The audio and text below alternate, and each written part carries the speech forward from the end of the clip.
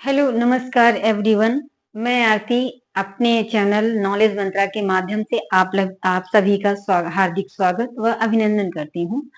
तो हम लोगों की चर्चा चल रही थी मौर्य काल से संबंधित जो स्रोत हैं, उनके बारे में हम चर्चा कर रहे थे आपके साथ, जिसमें कि हमने साहित्यिक स्रोत कंप्लीट कर दिए हैं और अभिलेखीय स्रोत भी कंप्लीट कर दिए हैं।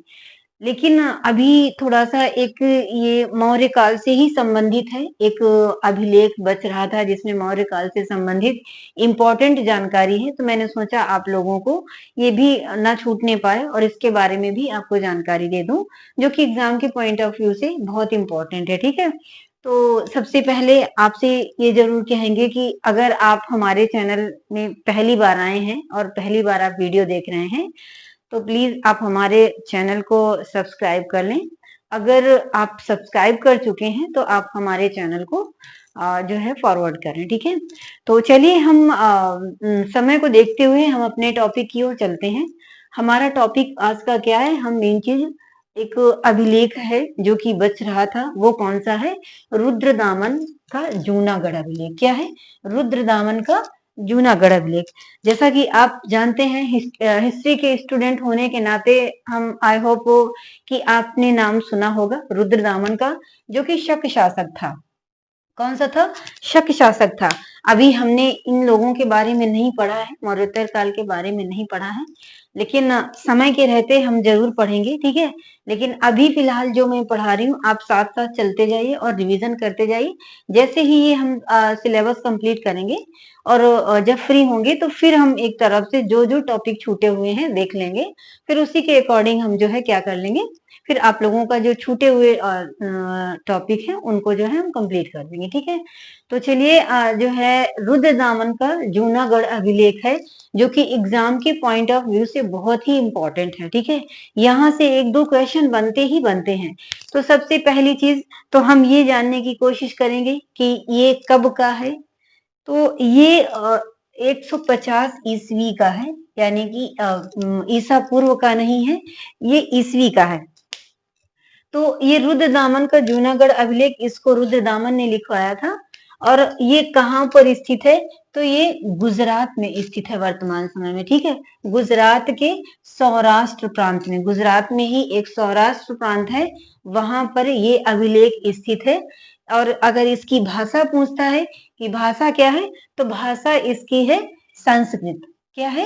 संस्कृत जो है इसकी भाषा है। और कहाँ स्थित है? अगर स्थिति की बात करता है तो ये गुजरात इसमें स्थित है, गुजरात के सौराष्ट्र प्रांत में स्थित है, ठीक है? और सबसे बड़ी चीज ये है कि ये है तो ईसवी का, ईसा पूर्व का नहीं है तो ईसवी का। लेकिन इस अभिलेख में यानी कि रुद्रदामन के जूनागढ़ अभिलेख में मुख्य रूप से 4 शासकों के बारे में वर्णन किया गया है। कितने शासकों का? 4 शासकों का। वो 4 शासक कौन कौन से हैं? तो वो 4 शासक तो हैं, लेकिन इनकी भी एक विशेषता क्या है कि पिछली बार जो एग्जाम हुआ उसमें पूछा गया था कि मुख्य रूप से कितने शासकों के बारे में पूछा गया है। इसमें एग्जाम में पूछा था कि रुद्रदामन के जूनागढ़ अभिलेख में जो है ईसवी के कथन और कारक का क्वेश्चन था कि इसके जूनागढ़ अभिलेख में ईसवी के भी और ईसा पूर्व के 4 सम्राटों के बारे में वर्णन किया गया है, और 2 ईसा पूर्व के और 2 ईसवी के शासक हैं, ठीक है? वो कैसे हैं आइए हम आपको समझाते हैं इसके माध्यम से कि इस अभिलेख में 4 शासकों के बारे में वर्णन किया गया है। वो कौन कौन से हैं? तो पहला है चंद्रगुप्त मौर्य और दूसरा कौन है? अशोक। इस रुद्रदामन के जूनागढ़ अभिलेख में चंद्रगुप्त मौर्य, अशोक, रुद्रदामन और कौन है? स्कंदगुप्त है, ठीक है? रुद्रदामन है और स्कंदगुप्त है। इन 4 शासकों को रुद्रदामन के जूनागढ़ अभिलेख में इन लोगों के बारे में वर्णन किया गया है, ठीक है? तो आप जानते हैं कि ये जो चंद्रगुप्त मौर्य हैं और अशोक हैं, ये कब के हैं? ये ईसा पूर्व के हैं, ठीक है? ये कब के हैं? ईसा पूर्व के हैं। और ये जो रुद्रदामन है और ये स्कंदगुप्त है, तो रुद्रदामन ये शक शासक है, तो ये ईसवी का है। और स्कंदगुप्त ये भी गुप्त काल का शासक है, तो ये भी किसका है? ये ईसवी का है। तो रुद्रतामन के जूनागढ़ का अभिलेख है, तो उसकी खास विशेषता ये है कि दो शासकों का नाम जो कि ईसा पूर्व के हैं और दो शासक जो हैं वो ईसा पूर्व के बाद के यानी कि ईसवी के हैं। तो चार शासकों के बारे में किसमें उल्लेख किया गया है? रुद्रतामन के जूनागढ़ अभिलेख में। क्लियर हो गया। अब इसके बाद में अगर इसकी अवस्थिति पूछता है कि कहाँ पर स्थित है, तो ये गुजरात के सौराष्ट्र प्रांत में स्थित है। अगर इसकी भाषा पूछता है तो इसकी भाषा क्या है? संस्कृत है। ये पहला संस्कृत का अभिलेख है, ठीक है, जिसमें कि पहली बार जो है संस्कृत के बारे में संस्कृत में जो है लिखा हुआ उल्लेख पाया गया है। ये पहला अभिलेख है, ठीक है, जिसकी भाषा कैसी है? संस्कृत है। वो कौन सा है? रुद्रदामन का जूनागढ़ का अभिलेख, ठीक है। अब इसके बाद में बात करते हैं, इन शासकों के बारे में ही वर्णन नहीं किया गया है, इन शासकों से के साथ में जो प्रांतपति जुड़े हुए थे इस अभिलेख में उनके बारे में भी बताया गया है। तो बताता है, इस अभिलेख के माध्यम से पता चलता है कि चंद्रगुप्त मौर्य का प्रांतपति या गवर्नर कौन था? तो ये था पुष्यगुप्त वैश्य। ये आपको बहुत ध्यान देने की जरूरत है। यहाँ से कम 2 से 4 क्वेश्चन बनते हैं। इन्हीं को उठा लेता है, डायरेक्ट शासक का नाम उठा लेता है और प्रांतपति का नाम उठा लेता है। कभी मैचिंग के लिए पूछता है कि उसको मैच करिए, कभी एक का पूछ लिया, ठीक है, और कभी कथन कारक में पूछ लेता है। तो ये आपके लिए बहुत ही इंपॉर्टेंट है ये जानना कि किसके समय में, किस सम्राट के समय में कौन सा प्रांतपति था, ठीक है। तो अगर बात करते हैं चंद्रगुप्त मौर्य की, तो इसके समय में प्रांतपति कौन था या फिर गवर्नर कौन था? तो वो था पुष्यगुप्त वैश्य था, ठीक है। इसके बाद में अगर अशोक की बात करते हैं, तो अशोक के समय जो प्रांतपति था या राज्यपाल था, प्रांतपति कहें या राज्यपाल कहें, आपको कंफ्यूज होने की जरूरत नहीं है, वो एक ही होगा, ठीक है। तो अगर बात करते हैं अशोक के समय प्रांतपति कौन था, तो अशोक के समय थे तुशास्प, ठीक है। अशोक के समय कौन थे? वो तुशास्प थे। इसके बाद में तीसरे जो ईसवी के हैं शासक कौन है? शक शासक रुद्रदामन है। तो रुद्रदामन के समय कौन थे प्रांतपति? तो ये थे सुविशाख। कौन थे? सुविशाख। वहीं पर अगर स्कंदगुप्त की बात करते हैं कि स्कंदगुप्त के समय इसका प्रांतपति कौन था? तो वो था पर्णदत्त, ठीक है। क्लियर हो गया। पर्णदत्त था ना। तो चंद्रगुप्त मौर्य के समय अगर पूछता है कि चंद्रगुप्त मौर्य के समय प्रांतपति कौन था, तो पुष्यगुप्त वैश्य था। वहीं पर अगर अशोक के समय पूछता है तो अशोक के समय तुशास्प था। और रुद्रदामन के समय पूछता है तो रुद्रदामन के समय जो प्रांतपति था वो सुविशाख था। और अगर स्कंदगुप्त के समय पूछता है कि स्कंदगुप्त के समय प्रांतपति कौन था, तो वो कौन था? वो था पर्णदत्त। ये समझ लीजिए, यहाँ से एक क्वेश्चन बनना ही बनना है, तो इसलिए आपको यहाँ पर फोकस करने की बहुत जरूरत है, ठीक है। अब इसके बाद में क्या है, सबसे बड़ी चीज यहाँ भी आपको ध्यान देने की जरूरत है कि जब चंद्रगुप्त मौर्य सम्राट था तो इसके समय में प्रांतपति कौन था? पुष्यगुप्त वैश्य। पुष्यगुप्त, ये वही पुष्यगुप्त वैश्य है जिसने जो है सुदर्शन झील का निर्माण करवाया था। किसका निर्माण करवाया था? सुदर्शन झील का निर्माण करवाया था। वहीं पर अगर बात आती है अशोक की, सारे एक दूसरे से जुड़े हुए हैं, ठीक है। तो अगर बात आती है अशोक की कि अशोक के समय इसका प्रांतपति कौन था या इसका गवर्नर कौन था, तो वो था तुशास्प। इसकी खास उपलब्धि क्या थी? तो इसकी उपलब्धि ये थी कि इसने इसी सुदर्शन झील से जो है क्या किया था? नहर निकलवाया था। किसने? तुशास्प ने। यानी अशोक के समय जो प्रांतपति था तुशास्प था। और ये तुशास्प की सबसे महानतम उपलब्धि क्या थी? जहां पर पुष्यगुप्त वैश्य ने सुदर्शन झील का निर्माण करवाया, तो इसी सुदर्शन झील से अशोक का प्रांतपति तुशास्प जो था, तो उसने क्या किया था कि इससे नहर निकलवाया था। आई होप आप समझ गए होंगे। और बहुत अच्छे से क्लियर भी हो गया होगा। अब इसके बाद में बात आती है किसकी, रुद्रदामन की, कि रुद्रदामन के समय प्रांतपति कौन था। तो रुद्रदामन के समय प्रांतपति था सुविशाख। ठीक है, सुविशाख था। इसका इंपॉर्टेंट काम क्या था, कि इसका इंपॉर्टेंट काम ये था कि ये जो नहर निकलवाई थी, तो ये नहर टूट गई थी। ठीक है, तो ये जब नहर टूट गई थी, तो रुद्रदामन का जो प्रांतपति था सुविशाख, तो इसने क्या किया था कि बिना कर लगाए 2 बार बांध के टूटने पर इसको क्या किया था, बनवाया था, इसको इसका जीर्णोद्धार करवाया था। किसने कराया था, रुद्रदामन ने। अगर अगर सुविशाख ऑप्शन में नहीं दिया है तो रुद्रदामन जरूर दिया गया होगा, तो आपको रुद्रदामन टिक करना है। अगर ऑप्शन में रुद्रदामन दिया है और सुविशाख भी दिया है, तो आपको टिक किसको करना है, फिर रुद्रदामन को नहीं टिक करना है, फिर आपको सुविशाख को टिक करना है। ठीक है, तो इस तरह से रुद्रदामन जो शासक था, शक शासक था, इसने क्या किया कि ये जो नहर टूट गई थी, तो इसने क्या किया है कि बिना कर लगाए इसका 2 बार जीर्णोद्धार कराया है। क्लियर हुआ।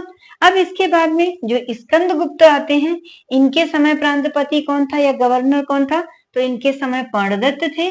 और पर्णदत्त के समय ही इसका एक पुत्र था, कौन, चक्रपालित। कौन था, चक्रपालित था, जो कि नगर प्रशासक था। किस पद पर था, नगर प्रशासक। भाई स्कंदगुप्त का प्रांतपति कौन था, पर्णदत्त था। ये कौन था, प्रांतपति या गवर्नर था। और इसी के समय इसका पुत्र जो चक्रपालित था, इसके पुत्र का नाम था चक्रपालित। ये चक्रपालित जो है क्या था, नगर प्रशासक था। तो इसने भी जो है बांध का निर्माण करवाया था एक बार। क्लियर हो गया।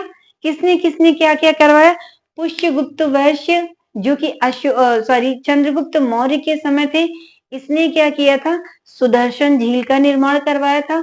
वहीं पर अशोक के समय जो प्रांतपति थे तुषार, तो इसी नहर से इसी झील से नहर निकलवाया था।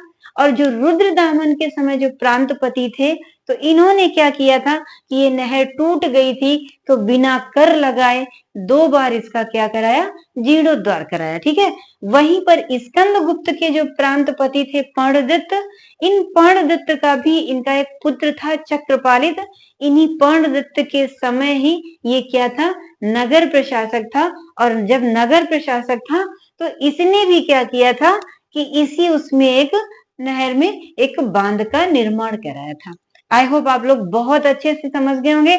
अगर नहीं समझ में आया है, आप उसको रिवीजन कर लेना। आप नहीं रिवीजन करते हैं, आप चलते फिरते इस वीडियो को 2 से 3 बार अगर देख लेंगे, सारी चीजें बिल्कुल लाइन टू लाइन क्लियर हो जाएंगी। ठीक है, चलिए अब फिर चलते हैं। हमने आपको ये तो बता ही दिया है कि ये जो चंद्रगुप्त मौर्य और अशोक हैं, ये किस काल के शासक हैं, ये ईसा पूर्व के शासक हैं।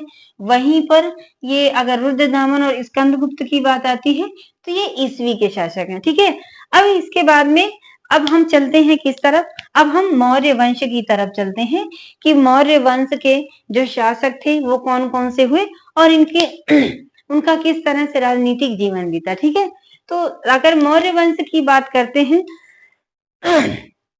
तो मौर्य वंश के अंतर्गत 3 शासक मुख्य रूप से आते हैं। वो कौन कौन से हैं, एक है चंद्रगुप्त मौर्य, जिन्हें मौर्य वंश का संस्थापक कहा जाता है।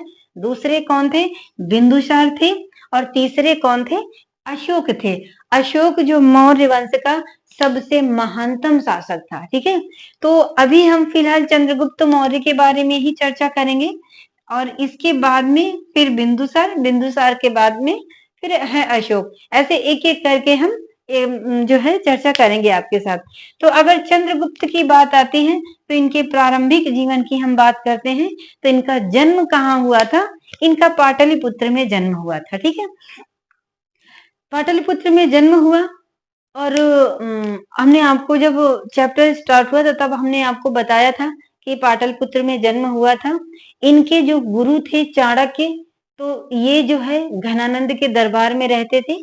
किसी वजह से घनानंद से और जो है चाणक्य से किसी बात को लेकर के मतभेद हो गया। किसी बात को क्या, उस समय सिकंदर जो यूनानी आक्रमण थे वो लगातार भारत में हो रहे थे। तो जो चाणक्य थे, इनको डर लग रहा था कि कहीं ऐसा ना हो कि एक दिन ऐसा समय आए कि पश्चिमी प्रांतों की तरह जो है भारत में भी यूनानियों का हस्तक्षेप बढ़ जाए, आक्रमण बढ़ जाए और कहीं ऐसा ना हो कि भारत भी इन यूनानियों के चक्रव्यूह में आकर के फंस जाए। तो जो चाणक्य थे तो घनानंद को अलर्ट करते हुए कहा कि यूनानी शक्तियां दिन पर दिन जो है इधर पश्चिमी प्रांत की तरफ बढ़ती चली आ रही, कहीं ऐसा ना हो कि भारत में भी अटैक कर दे, क्योंकि घनानंद जो था तो वो भोग विलासी प्रवृत्ति का था, वो शासन प्रशासन की तरफ बहुत ज्यादा ध्यान नहीं देता था। तो जो चाणक्य थे इनको अलर्ट करना चाह रहे थे कि आपको राजा साहब आपको आवश्यकता है, जो आपकी जो सैन्य व्यवस्था है और जो आपकी स्थिति है वो सही नहीं है, तो इसलिए आप अलर्ट हो जाइए, जो यूनानियों के आक्रमण हो रहे हैं तो हो सकता है कहीं ऐसा ना हो कि आपकी भोग विलासिता के कारण उसकी जो कीमत है पूरी जनता को चुकानी पड़े और भारत जो है गुलाम हो जाए। तो जो घनानंद था वो विलासी प्रवृत्ति का था, उनको चाणक्य की बात अच्छी नहीं लगी और इसने जो है बहुत ज्यादा अपमान किया, किसका? चाणक्य का। मतलब कि इतना ज्यादा अपमान कर दिया, वो एक ब्राह्मण थे, उनको बहुत खराब लगा कि एक मतलब मैं ब्राह्मण होते हुए मैं देश की भलाई की बात कर रहा हूँ और इसने जो है हमें इस तरीके से अपमानित किया भरे दरबार में। तो चाणक्य जो है बहुत खुद को इंसल्ट फील किया और उन्होंने उसी समय संकल्प लिया कि अब मैं उसी दिन, जो उनके बाल थे तो बाल खुले कर लिए, कहते हैं ऐसे कहावत मिलती है कि इन्होंने बाल खुला कर लिया और ये प्रण किया कि जिस दिन नंद वंश का नाश होगा उसी दिन हम अपनी जो है चोटी को बांधेंगे। तो ये यही सोचते सोचते ये चले आ रहे थे रास्ते में। तो रास्ते में कुछ बच्चे खेल रहे थे, जैसे आज भी आप जाइए तो बच्चे अपने अपने खेल में मस्त रहते हैं। तो उन बच्चों में से चंद्रगुप्त मौर्य भी थे। तो चंद्रगुप्त मौर्य एक ऊंची सी जगह में बैठे थे, कुछ बच्चे खेल खेल में अपने जो झगड़े करके आपस में लेके आ रहे थे चंद्रगुप्त मौर्य के सामने, और वो जो है बहुत बेहतर तरीके से उनके जो झगड़ों को था वो सुलझा रहा था। तो चाणक्य जो है वहीं पर ठहरे हुए थे और वो देख रहे थे। तो उनको जो चंद्रगुप्त से बहुत ज्यादा प्रभावित हुए और चंद्रगुप्त मौर्य को जो है 1000 कारशाड़पान में खरीद करके इनको कहाँ ले गए? चंद्रगुप्त मौर्य को तक्षशिला ले गए। ठीक है, वहां पर इनकी शिक्षा का प्रबंध किया। वहीं तक्षशिला में ही घुड़सवार करना और जो तीर भाला उस समय के जो शस्त्र थे इनको क्या किया? प्रशिक्षित किया। ठीक है, तो इस तरह से जो है अगर क्वेश्चन आता है, पूछता है कि जो चाणक्य से चंद्रगुप्त मौर्य की जो मुलाकात हुई है वो कौन सा खेल खेलते समय हुई है? तो वो राजकीलम खेल खेल रहे थे। कौन सा खेल रहे थे? राजकीलम खेल खेल रहे थे। और राजकीलम खेल के खेलते समय ही जो है चंद्रगुप्त मौर्य की चाणक्य से मुलाकात हुई। तो ये था इनका प्रारंभिक जीवन। ठीक है, कि 1000 का शार्पण में खरीद लिया और इनको ले जाकर के कहाँ छोड़ा? तक्षशिला में छोड़ा। वहीं पर इनकी शिक्षा और घुड़सवार जो भी थे उस तरीके से अस्त्र शस्त्र से जो है इनको क्या किया? सुसज्जित किया। किसने सुशिक्षित किया? तो चाणक्य ने सुशिक्षित किया इनको। अब इसके बाद में बात आती है जाति के बारे में कि जो चंद्रगुप्त मौर्य किस जाति के थे। तो जितने भी इतिहासकार हैं सब अपनी अपनी बातें बोलते हैं। कोई कहता है कि चंद्रगुप्त मौर्य क्षत्रिय थे, कुछ लोगों ने कहा है कि नहीं ये शूद्र थे, तो कुछ लोगों ने कहा है कि नहीं चंद्रगुप्त मौर्य ब्राह्मण थे। तो आइए हम जानते हैं किसने किसने क्या क्या कहा है। जब हम आपको स्रोत पढ़ा रहे थे, आप अगर नहीं, आप भूल गए हैं तो आप पीछे जाकर के वीडियोस देख लेना, सारा कुछ क्लियर हो जाएगा। जब हम आपको स्रोत पढ़ा रहे थे तो आई होप हमने आपको बताया था कि चंद्रगुप्त मौर्य कुछ ऐसे साहित्य हैं, लिटरेचर कुछ ऐसे हैं जो कि चंद्रगुप्त मौर्य को शूद्र मानते हैं और कुछ लिटरेचर ऐसे हैं जो कि चंद्रगुप्त मौर्य को क्या मानते हैं? जो क्षत्रिय मानते हैं। तो आइए जानते हैं किसने किसने चंद्रगुप्त मौर्य को शूद्र माना है और किसने किसने चंद्रगुप्त मौर्य को जो है क्षत्रिय माना है। तो एक है विष्णु पुराण के टीकाकार, कौन है? श्रीधर स्वामी। कौन है? विष्णु पुराण के टीकाकार कौन है? श्रीधर स्वामी। ये सारी मैंने रचनाएं आपको लास्ट वीडियो में बताया है, आप उसको एक बार पढ़ लीजिएगा, उसमें हमने बहुत अच्छे से एक्सप्लेन किया हुआ है। देखिए, आप लोग ये मत सोचिए कि ये चैप्टर बहुत ज्यादा बोरिंग लग रहा है, ये बोरिंग नहीं है। ये समझ लीजिए कि मौर्य साम्राज्य की जान है। अगर आपने स्रोत में पकड़ कर लिया तो ये समझ लीजिए कि एक भी क्वेश्चन आपका मिस होने वाला नहीं है। ठीक है, तो आपको बोर नहीं होना है, बहुत धैर्य के साथ इसको पढ़ना है और इससे आपको आने वाले समय में बहुत बेनिफिट देखने को मिलेगा। ठीक है, अब इसके बाद में क्या है कि विष्णु पुराण के टीकाकार कौन है? तो श्रीधर स्वामी। कथा सरित सागर किसने लिखी है? तो सोमदेव ने लिखा है। वहीं पर वृहत कथा मंजरी जो है किसकी है रचना है? वो क्षेमेंद्र की है। और मुद्रा राक्षस किसकी है? तो मुद्रा राक्षस है विशाख दत्त की। ठीक है, तो ये चार जो पुस्तकें हैं, ये चार पुस्तकें चंद्रगुप्त मौर्य को क्या मानती हैं? शूद्र मानती हैं। क्या मानती हैं? शूद्र मानती हैं। जो विष्णु पुराण के टीकाकार विष्णु पुराण का टीका किसने लिखा है? श्रीधर स्वामी ने लिखा है। कथा सरित सागर किसकी रचना है? तो ये सोमदेव सूरी की है। वहीं पर अगर वृहत कथा मंजरी की बात आती है तो वृहत कथा मंजरी किसकी है? क्षेमेंद्र की है। और मुद्रा राक्षस किसकी है? तो मुद्रा राक्षस विशाख दत्त की है। ये चार ऐसी रचनाएं हैं जो कि चंद्रगुप्त मौर्य को बोलती हैं कि चंद्रगुप्त मौर्य किस जाति से थे? तो ये शूद्र थे। ठीक है, वहीं पर अगर बात करते हैं जैन धर्म और बौद्ध धर्म, जैन धर्म से संबंधित जितने भी साहित्य हैं और बौद्ध धर्म से जितने भी संबंधित साहित्य हैं, तो वो चंद्रगुप्त को क्या मानते हैं? वो चंद्रगुप्त मौर्य को क्षत्रिय मानते हैं। क्या मानते हैं? चंद्रगुप्त मौर्य को क्षत्रिय मानते हैं। और ये जो उपर्युक्त चार पुस्तकें हैं और ये जो लेखक हैं, ये चंद्रगुप्त मौर्य को शूद्र मानते हैं। वहीं पर जितने भी जैन धर्म और बौद्ध धर्म के ग्रंथ हैं, वो सारे क्या मानते हैं? चंद्रगुप्त मौर्य को क्षत्रिय मानते हैं। तो इस तरह से कई सारे लोगों में मतभेद हैं कि किसी ने चंद्रगुप्त मौर्य को क्षत्रिय कहा है तो किसी ने चंद्रगुप्त मौर्य को जो है शूद्र माना है। ठीक है, अब इसके बाद में अब बात करेंगे कि जो चंद्रगुप्त मौर्य का सैन्य संगठन था वो कैसा था। चंद्रगुप्त मौर्य का और चाणक्य का सैन्य संगठन कैसा था और कहाँ कहाँ क्या क्या कहा गया है? तो अर्थशास्त्र जो है, अर्थशास्त्र की इसकी पुस्तिका है तो ये कौटिल्य की है, जिसमें कि अर्थशास्त्र में क्या कहा गया है कि चंद्रगुप्त मौर्य की सेना में म्लेच्छ लोग शामिल थे। म्लेच्छ लोग कहने का मतलब है कि शूद्र लोग। ठीक है, तो इसने किसमें वर्णन किया गया है? अर्थशास्त्र में वर्णन किया गया है कि चंद्रगुप्त मौर्य की सेना में म्लेच्छ सैनिक शामिल थे। ठीक है, क्लियर हुआ। इसके बाद में मुद्रा राक्षस है। मुद्रा राक्षस किसकी पुस्तक है? तो विशाख दत्त की है। मैंने आपको बताया है पहले, इसके पहले भी बताया था। तो मुद्रा राक्षस किसकी पुस्तक है? ये जो है विशाख दत्त की है। तो मुद्रा राक्षस में वर्णन किया गया है कि चंद्रगुप्त मौर्य की सेना में यवन, शक और हूण, ये तीनों विदेशी जातियां थी। ठीक है, ये कौन सी जातियां थी? विदेशी जातियां थी जो उत्तरी चीन से आई हुई थी। तो इसने क्या कहा है? किसने? मुद्रा राक्षस ने। मुद्रा राक्षस ने कहा है कि चंद्रगुप्त मौर्य की सेना में शक, यवन और हूण, तीन जातियां शामिल थी। ठीक है, किसकी सेना में? चंद्रगुप्त मौर्य की सेना में। वहीं पर प्लूटार्क कहता है कि चंद्रगुप्त मौर्य की सेना में 6 लाख सैनिक थे। क्या कहता है प्लूटार्क? कि चंद्रगुप्त मौर्य की सेना में 6 लाख सैनिक थे।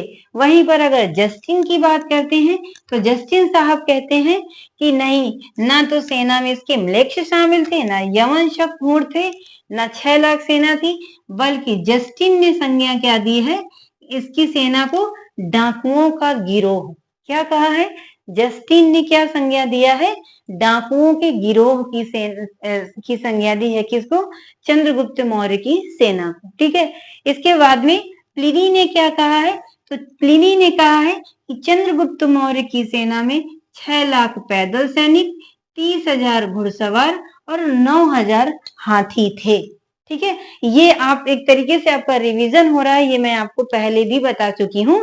आप पिछला वीडियो देख सकते हैं और क्लियर कर सकते हैं और अच्छे से। ठीक है, अब इसके बाद में ये था अलग अलग पुस्तकों में अलग अलग तरीके से इनके सैन्य संगठन के बारे में दिया गया है। अब इसके बाद में चंद्रगुप्त मौर्य के जो अभियान हैं वो कौन कौन से हैं, इसके बारे में हम आपसे डिस्कशन करते हैं। तो चंद्रगुप्त मौर्य का जो प्रथम अभियान था वो कौन सा था, वो मगध का अभियान था। ठीक है, कौन सा था, मगध का अभियान था।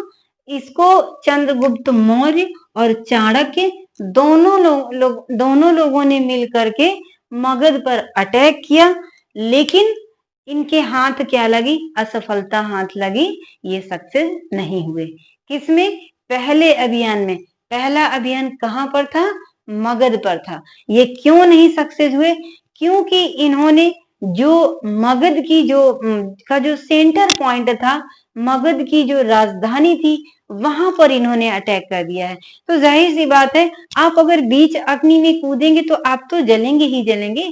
भाई अगर आपको कुछ भी करना है तो आप उस अग्नि को किनारे से एक तरफ से उसको बुझाना शुरू करें ना। तो जाहिर सी बात है कि आप तो हारेंगे ही हारेंगे। तो जो पहला अभियान था वो कहाँ था, वो मगध पर अभियान था।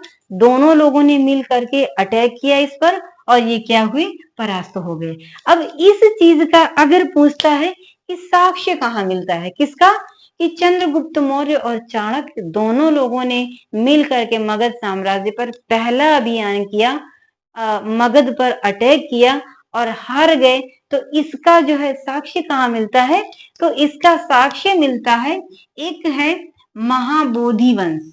कौन सा है, महाबोधि वंश। और दूसरा कौन सा है, परिशिष्ट पर्वन।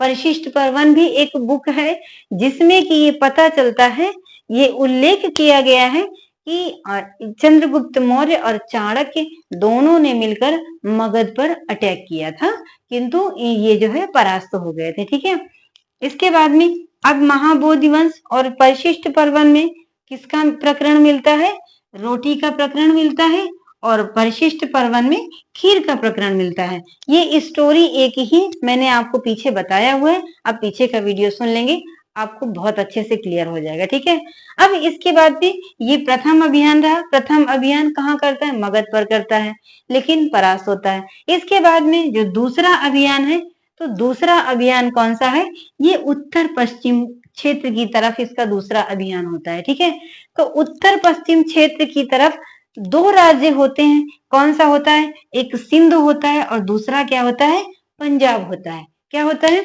एक सिंध होता है और दूसरा क्या होता है, पंजाब होता है। सिंध पर कौन होता है, फिलिप द्वितीय रहता है, और पंजाब पर कौन रहता है, यूथेडेमस वंश का कोई राजा रहता है। कहां पर, पंजाब में। और ये जो दोनों थे, तो ये सिकंदर के क्षत्रप थे, यानी कि सिकंदर के उत्तराधिकारी थे, जो कि अपने अपने प्रांतों को डिवाइड कर लिया था और वहां से ये लोग क्या कर रहे थे, वहां से ये लोग रूल कर रहे थे। तो जब दूसरा अभियान चंद्रगुप्त मौर्य और चाणक्य दोनों लोगों ने कहां से प्रारंभ किया, पश्चिम प्रांत से प्रारंभ किया, सॉरी उत्तर पश्चिम प्रांत से प्रारंभ किया।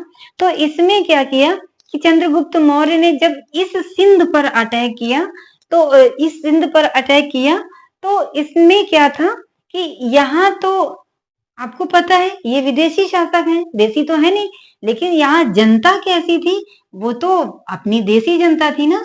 तो इस जनता ने जब इन्होंने अटैक किया, चंद्रगुप्त मौर्य ने और चाणक्य ने, तो जनता ने पूरी तरीके से चंद्रगुप्त मौर्य का साथ दिया। ठीक है, तो जब चंद्रगुप्त मौर्य का साथ दिया जनता ने, तो चंद्रगुप्त मौर्य ने क्या किया, इस फिलिप द्वितीय की जो है हत्या कर दी जनता के साथ मिलकर। किसकी हत्या कर दी, फिलिप द्वितीय का। फिलिप द्वितीय कहाँ का जो है शासक था, तो ये जो है यहाँ का था, सिंध का था। ठीक है, तो जब चंद्रगुप्त मौर्य का साथ जनता ने दिया, कहाँ की, सिंध की जनता ने, जब चंद्रगुप्त मौर्य का सिंध की जनता ने साथ दिया, तो जो फिलिप द्वितीय था इसकी हत्या कर दी गई। तो जो पंजाब में यूथीडेमस वंश का शासक था, तो ये जो है अपने आप डर करके भाग गया। ये जो अपना सिंहासन था अपने आप डर करके भाग गया। ठीक है, तो इस तरह से बिना युद्ध किए इसमें सिंध पर तो इसको अटैक भी करना पड़ा, लेकिन जो पंजाब था तो बिना युद्ध किए ही इनको जो है क्या प्राप्त हो गया, पंजाब भी इनके अधिकार क्षेत्र के अंतर्गत आ गया। तो ये इनकी पहली विजय थी, उत्तर पश्चिम विजय। ठीक है, और जनता भी जो है क्या विदेशी सत्ता के खिलाफ संघर्ष प्रारंभ कर दिया। जनता भी जो विदेशी शासन था तो वो भी उनसे मुक्त होना चाह रही थी। इसी वजह से जनता ने चंद्रगुप्त मौर्य का साथ दिया। ठीक है, तो इस तरह से आज हमने यहाँ तक पढ़ा चंद्रगुप्त मौर्य का प्रथम अभियान और द्वितीय अभियान। जो और तीसरे, चौथे, पांचवें जो अन्य अभियान है वो नेक्स्ट वीडियो में लेकर के आएंगे। आज के लिए इतना ही, मिलेंगे नेक्स्ट नए वीडियो के साथ। ठीक है, लेकिन जाने के पहले आपसे ये जरूर कहेंगे कि आप हमारे चैनल को लाइक, शेयर व सब्सक्राइब करें। ठीक है, तो आज के लिए इतना ही, और यहीं पर हम अपने लेक्चर को विराम देना चाहेंगे। नेक्स्ट डे नए वीडियो के साथ मिलेंगे आपको, तब तक के लिए धन्यवाद।